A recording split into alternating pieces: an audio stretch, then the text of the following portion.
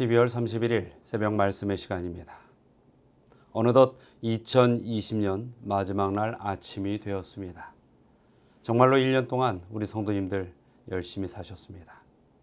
또 이렇게 새벽 말씀을 통하여 매일 빠짐없이 참석하셨던 우리 모든 성도님들에게 하나님의 무한한 은혜와 권능이 함께 하시기를 또한 주의 이름으로 축원합니다.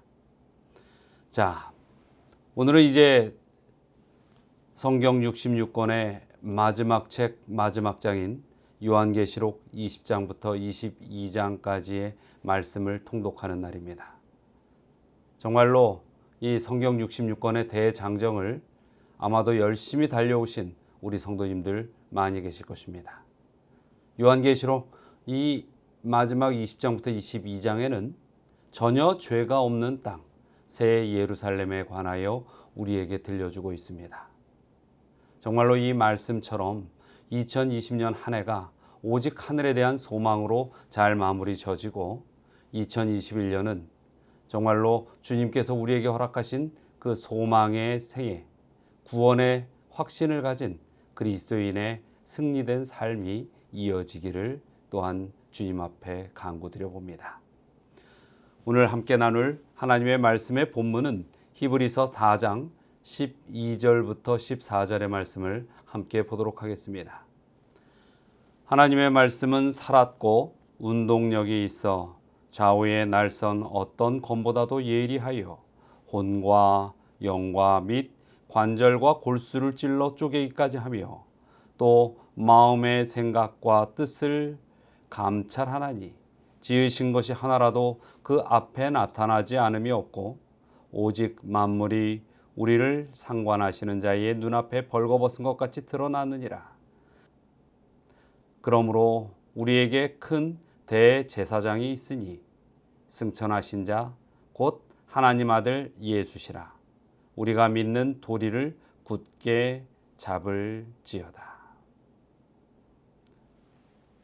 오늘 이 히브리서의 말씀 가운데에 하나님께서는 하나님의 말씀이 얼마나 중요하고 권능이 있는지에 대하여 우리에게 이야기하고 계십니다. 우리는 한번 생각해 봅니다.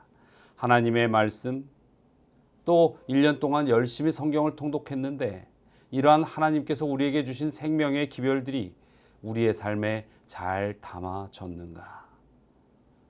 정말로 1년이 끝났다고 해서 우리가 이렇게 하나님의 말씀으로 살아가는 생애가 멈추지 않기를 바랍니다. 새해에는 더욱 열심히 달려가기를 간절히 소망합니다.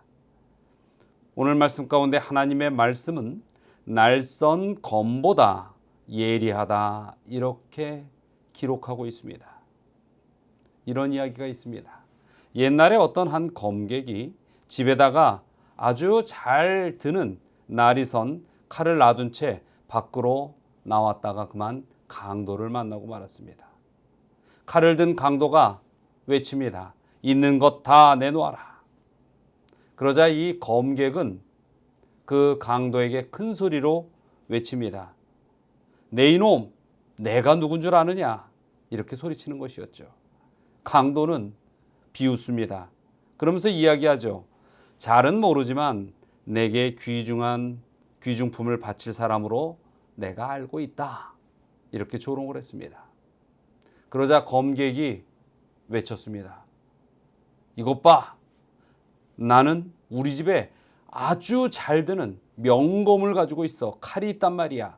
그리고 그 칼로 나는 수많은 사람들을 물리칠 수 있을 만큼의 실력을 가진 검객이다. 이렇게 말했습니다. 그러자 강도는 그 검객을 보고 이렇게 이야기했습니다. 칼도 없는 검객이 입만 살았구나. 그렇게 외치면서 달려들어 검객이 가지고 있었던 모든 것들을 다 빼앗아 갔다고 합니다. 하나님의 말씀은 검이라고 하였습니다. 말씀을 우리는 깨닫고 그 말씀에 따라 살아가기를 하나님으로부터 지도를 받았죠.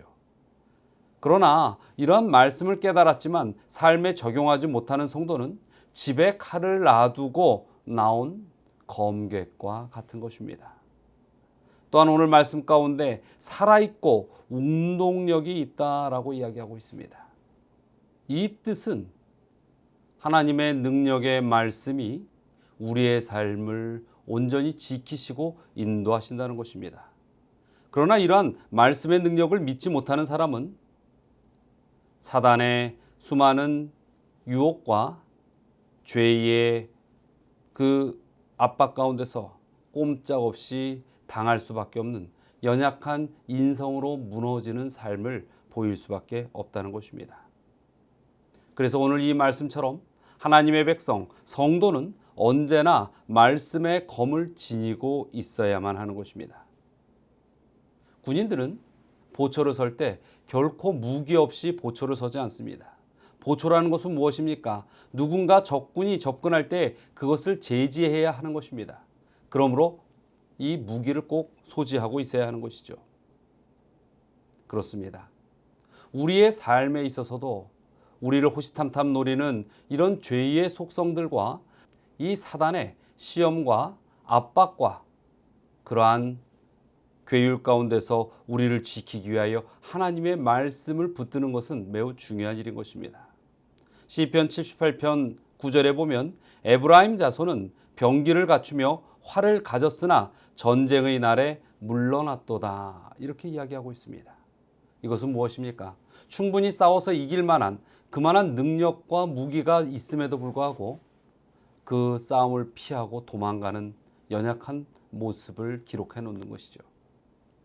우리가 하나님을 믿고 구원의 백성으로 산다는 것은 능히 하나님의 그 보호하심의 능력 가운데서 죄를 이기고 영원한 생명을 구원받을 백성으로서 확신을 가진 백성이라는 것입니다.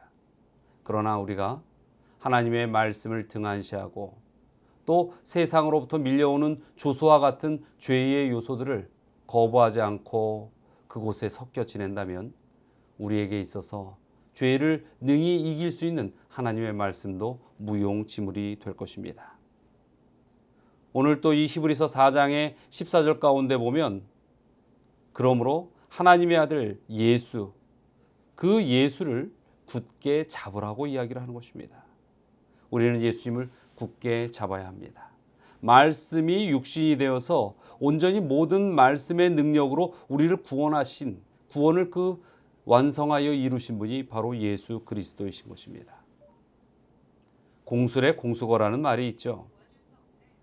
그러나 우리는 이 공술의 공수거의 인생의 그러한 지혜처럼 꼴지어진 사람들이 아닙니다. 하나님의 백성들은 비록 빈손으로 왔지만 이 땅의 것을 가져가지는 못하지만 끝까지 붙들고 가야 할 것이 있습니다. 그것은 바로 복음입니다.